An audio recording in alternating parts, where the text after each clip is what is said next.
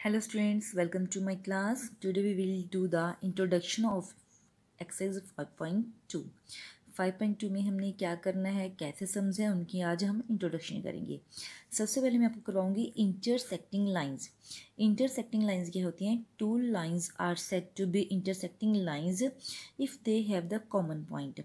अगर दो से ज़्यादा लाइंस जो हैं वो आपस में कट कर रही हैं और एक कॉमन पॉइंट के ऊपर, देन उन लाइंस को हम कहेंगे इंटरसेक्टिंग लाइंस। नेक्स्ट डेफिनेशन है ट्रांसवर्सल। ट्रांसवर्सल किसे कहते हैं? A line is said to be transversal if it intersect two or more lines at different points. अगर कोई भी दो लाइंस हैं, बेटा ये देखिए, अगर कोई भी दो लाइंस दे रखी हैं आपको, ठीक है, और उनको कोई लाइंस कट करके जा रही है, that is called the transversal. इस लाइन को हम क्या कहेंगे? ट्रांसवर्सल कहेंगे। Understand? Now angle made by the transversal. इस ट्रांसवर्सल लाइन से कौन कौन से एंगल बनाए जाते हैं? देखो बेटा, मैंने यहाँ पर एक डायग्राम लिया है, ठीक है। उसमें क्या लिया मैंने? M and N two parallel lines हैं, एम एंड एन दो पैरेलल लाइंस हैं, ठीक है। और एल क्या है? एक ट्रांसवर्सल लाइन है। क्या है? एक ट्रांसवर्सल लाइन, ठीक है। और ट्रांसवर्सल लाइन जब दो पैरेलल लाइंस को कट करके जाती है, ठीक है, तो उसमें कुछ एंगल्स बनते हैं जिनको हम corresponding angles, alternative interior angles, जो ऑल्टरनेटिव एक्सटीरियर एंगल्स बोलते हैं। अब देखिए कैसे। सबसे पहले हमने करना है कि कॉरस्पॉन्डिंग एंगल्स कौन से होते हैं। कॉरस्पॉन्डिंग एंगल्स कौन से होते हैं?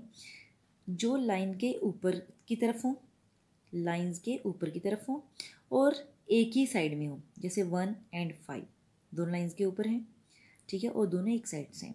इधर से 2 और 6, ये क्या है? कॉरस्पॉन्डिंग एंगल्स हैं, ठीक है। और अगर नीचे की तरफ ले रहे हो तो दोनों नीचे की तरफ ही आएंगे, लेकिन ट्रांसवर्स लाइन के एक साइड में होंगे। 3 और 7, 4 और 8, ठीक है। देखिए 1 और 5, 1 और 5, या तो आप लाइंस के ऊपर ऊपर वाले एंगल लोगे या लाइंस के नीचे नीचे वाले एंगल लोगे, ठीक है। सेकंड की आपको ट्रांसवर्स लाइन के एक की साइड लेनी है, तो इनको हम कहते हैं कॉरस्पॉन्डिंग एंगल्स। 1 और 5, 3 और 7, 2 और 6, 4 और 8, these are the corresponding. Alternative interiors angles किसको कहते हैं? जो पैरेलल लाइंस के अंदर हो, ठीक है, और एक लेफ्ट में हो एक राइट साइड में हो ट्रांसवर्सल के। जैसे आप लाइंस के अंदर वाले एंगल्स देखिए कौन कौन से। पहले 3, 4, 5, 6, 4 एंगल्स हैं आपके पास, ठीक है। तो एक हमने ट्रांसवर्सल के लेफ्ट में लेना है 4, एक राइट में 5, ठीक है। ये ऑल्टरनेटिव इंटीरियर एंगल्स हो गए। कौन कौन से? 4 और 5, और ये आपस में इक्वल होते हैं हमेशा।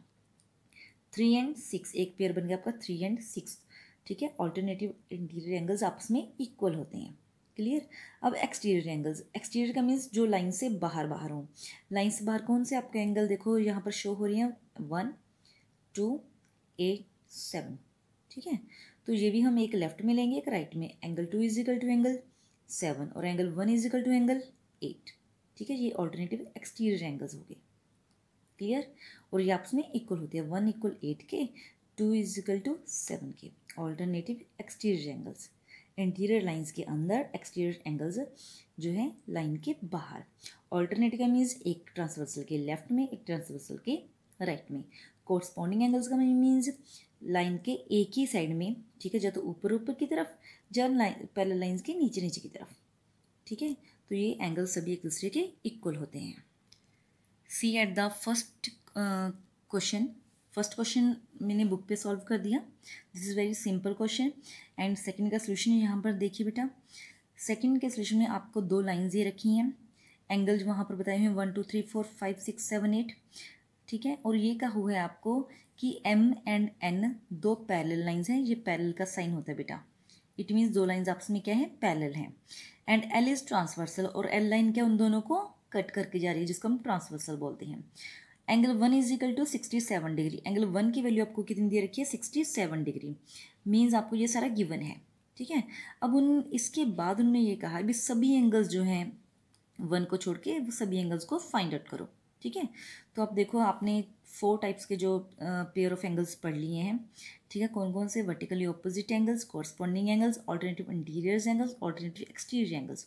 तो इनको लगा के आप जो है ये सभी एंगल्स फाइंड आउट कर सकते हो, ठीक है। देखो 1, 1 के सामने वाला एंगल कौन सा है 4, जिसको हम वर्टिकली ऑपोजिट एंगल्स बोलते हैं, और ये आपस में इक्वल होते हैं। 1 और 4 इक्वल आ गया क्योंकि ये वर्टिकली ऑपोजिट एंगल्स हैं।